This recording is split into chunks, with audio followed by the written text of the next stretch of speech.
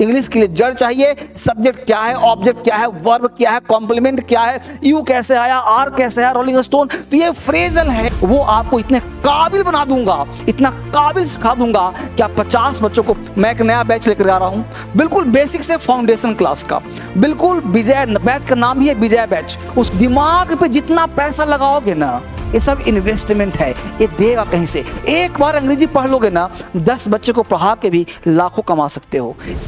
अब मैं आपसे एक सेंटेंस पूछ रहा हूं, बड़ा आराम से देखना।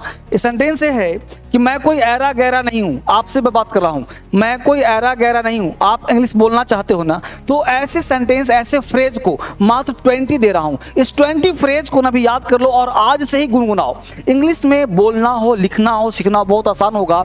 मैं कोई ऐरा गहरा नहीं हूं, यानी अगर आपको ऐरा गहरा मतलब हम कोई बेकार आदमी नहीं भाई, हम कोई बेकार आदमी नहीं है। आप पढ़ना चाहते हो ना, तो आप बोलो मैं कोई बेकार आदमी नहीं हूं, मैं कोई ऐरा गहरा नहीं हूं। तो ऐसे का इंग्लिश अगर सीख गए तो 20 लाइन, 20 सेंटेंस अगर टिप ऑफ द टंग आ गया, जुबान पे आ गया ना, तो English is not hard nut to crack, it just damn it doesn't, I will start from this catch. तो ये बड़ा आसानी से बोल पाओगे इंग्लिश, और इंग्लिश इज वेरी इजी हो जाएगा आपके लिए, और बोलना, लिखना, पढ़ना सब आसान हो जाएगा। मैं कोई ऐरा गहरा नहीं हूं, तो ऐरा गहरा के लिए क्या बोलोगे? आई am not a Dick and Harry. अब डिक एंड हैरी याद कर लो, ये फ्रेज याद कर लो और दिन भर बोलो जो बोलना चाहते हो, Dick and Harry, Dick and Harry, Dick and Harry. तो क्या हो जाएगा? मैं कोई ऐरा गहरा नहीं हूं। तो आपको बोलने में एक एक वाक्य अगर हम लोग बोलना सीख जाते हैं ना, तो कॉन्फिडेंस आ जाता है और बोलना मजा आ जाता है। तो इस तरह से आप सीखिए, मैं कोई ऐरा गहरा नहीं हूं। अच्छा तो ये बात है, अच्छा तो ये बात है। कैसे बोलोगे अंग्रेजी में इसको? अच्छा तो ये बात है। अब यह बात के लिए आपको क्या बोला? Like this, so it is like this, so it is like this. आप इंग्लिश पढ़ना चाहते हो, सीखना चाहते हो, तो मैं आपको एक बात करता हूं। क्रांतिकारी इंग्लिश ऐप, प्ले स्टोर पे जाओ, एक बहुत ही खूबसूरत ऐप है जिसका नाम ही है क्रांतिकारी इंग्लिश ऐप। आप उसको डाउनलोड करो। 20 अप्रैल से मैं एक नया बैच लेकर आ रहा हूं, बिल्कुल बेसिक से फाउंडेशन क्लास का, बिल्कुल विजय बैच का नाम ही है विजय बैच। उस बैच को अपने मोबाइल में सेट कर लो, डाउनलोड करो उस ऐप को, क्रांतिकारी इंग्लिश ऐप को। उससे बेहतर कोई हिंदुस्तान में ऐप नहीं है और आपको इंग्लिश सिखा देगा। दिल्ली आना चाहते हो तो दिल्ली आ जाओ और फेस टू फेस पढ़ने का मौका प्राप्त करो। यहाँ पे देखो, हम भी कोई ऐसे वैसे नहीं हैं, ऐसे वैसे नहीं। आप बताओ, आप कमेंट करो, लिखो मुझे कमेंट कि हम भी कोई ऐसे वैसे नहीं हैं। क्या आप बोलेंगे अंग्रेजी में भाई? तो ऐसे वैसे, रिफ रैप, रिफ रैप जानते थे आप?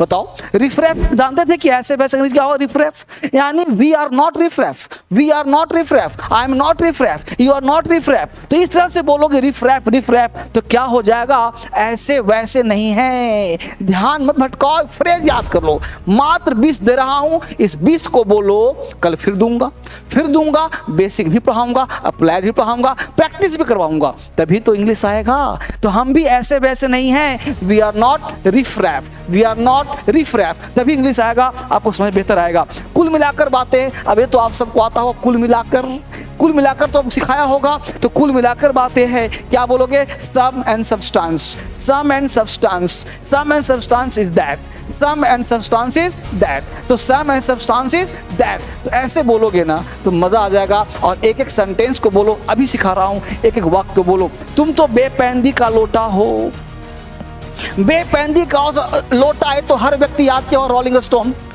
हर किसी को पता होगा। तुम तो बेपैंदी के लोटा हो, मतलब जो किसी ने कहा भड़क गए, किसी ने कहा वहां चलो वहां चले गए, ये करो वो करो, मतलब बेपैंदी का लोटा इधर उधर लुढ़कते रहता है, कोई मतलब ही नहीं है। तो बेपैंदी का लोटा है, मतलब इसको भाई क्या बोलेंगे? You are a rolling stone, यानी you are a rolling stone. अगर आपने किसी को बोल दिया ना तो मजा आ जाएगा। यानी आपको बोलना है, तुम तो बेपैंदी का लोटा हो, you are a rolling stone, you are a rolling stone, you are a rolling stone. तो ऐसे बोलोगे तब मजा आएगा। यानी आप इंग्लिश को ना एक बार जड़ से पढ़ ही लो, मैं सलाह दे रहा हूं, जड़ से पढ़ ही लो, आप बढ़िया से पढ़ लो। इंग्लिश पढ़ना चाहते हो तो अब कोई दिल्ली दूर भी नहीं है, दिल्ली आ भी सकते हो, पढ़ भी सकते हो, सीख भी सकते हो, लेकिन बेसिक का कोई ध्यान नहीं है। वर्ड है जो याद करना पड़ेगा। आगे देखिए, तुम्हारा कोई भरोसा नहीं है। अब भरोसा 50 वर्ड अंग्रेजी में है, रिलायबल, ये तो पता ही होगा आपको। तो क्या बोलेंगे?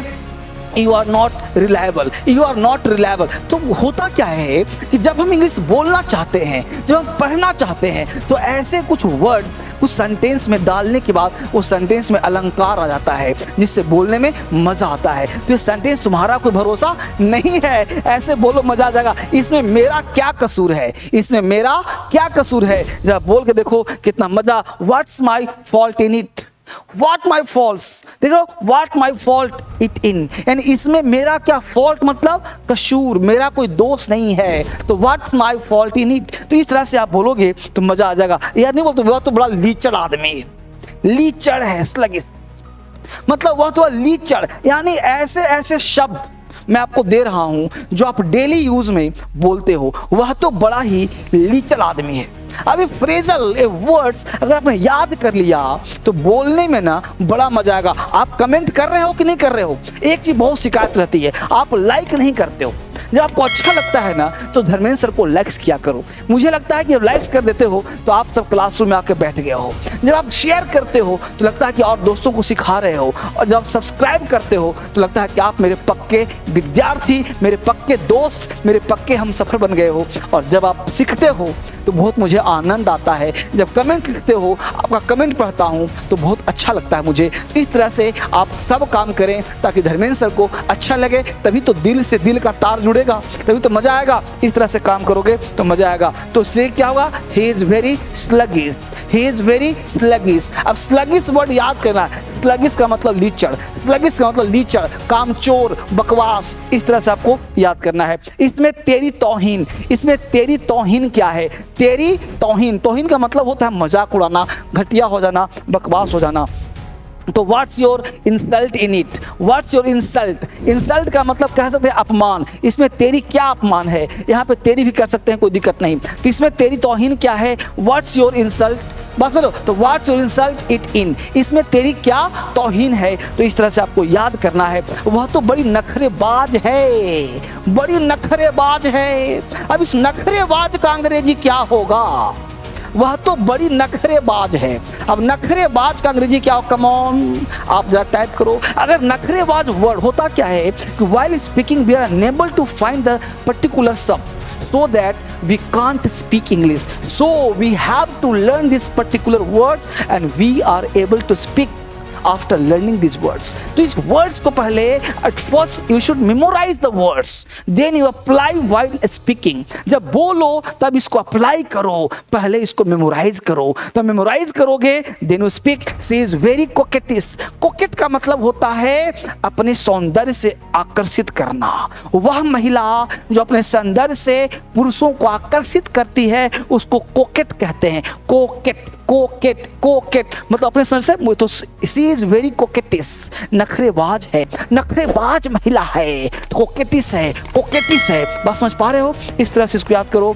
वैसे तुम भी पागलों से कोई कम थोड़े ही हो, वैसे तो तुम भी पागलों से कोई कम थोड़े ही हो। नहीं बोलते कभी यार वैसे पागल ही है, वैसे तुम भी पागलों से कम थोड़े ही हो। तो इसको देखो, याद कर लो क्या हो जाएगा।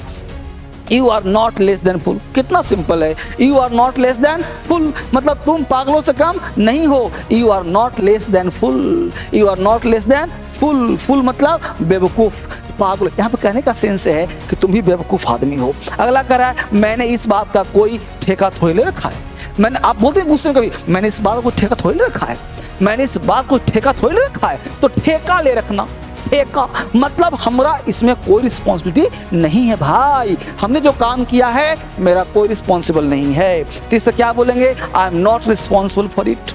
आई एम नॉट रिस्पॉन्सिबल मतलब मैं इसके लिए कोई रिस्पॉन्सिबल नहीं हूँ। आई am not responsible for it, मैं इसके लिए कोई रिस्पॉन्सिबल नहीं हूँ। तो क्या लिखा, मैंने कोई ठेका थोड़ी ले रखा है ना। पैसा ही सब कुछ नहीं होता, नहीं बोलते क्योंकि यार पैसा ही सब कुछ नहीं होता, सब कुछ नहीं होता। मनी इज नॉट एवरीथिंग, ये तो आपको पता ही होगा। टाइप करो सब लोग, मनी इज नॉट एवरीथिंग, ये तो पता होगा। एक एक बच्चा टाइप करो, पढ़ूंगा देखूंगा सबका।